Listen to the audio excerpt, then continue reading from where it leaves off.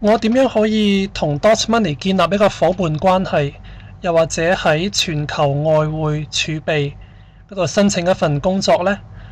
無論你係代表政府、銀行、外匯交易，又或者係想同 Dot Money 做交易嘅商業人士，無論抑或係你係想喺 Dot Money 申請一份工作嘅，咁請參考我哋嘅網站。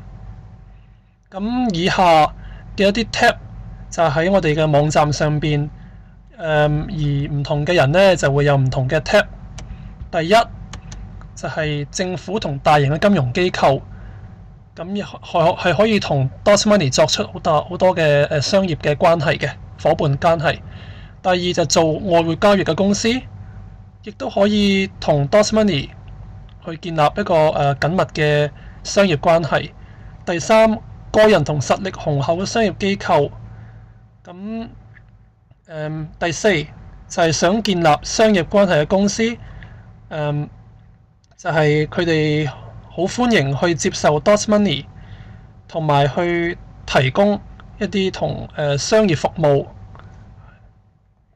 第五就係想購買產品嘅人， Dot Money 產品嘅人，咁亦都可以有一個個人嘅 tab。第六，想申請工作嘅人，亦都可以歡迎去瀏覽我哋網站。第七，做傳媒嘅，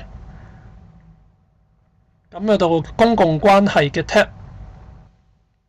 最後就係啲規管者同埋執法嘅中介人，亦都可以同全球外匯儲備建立一個關係。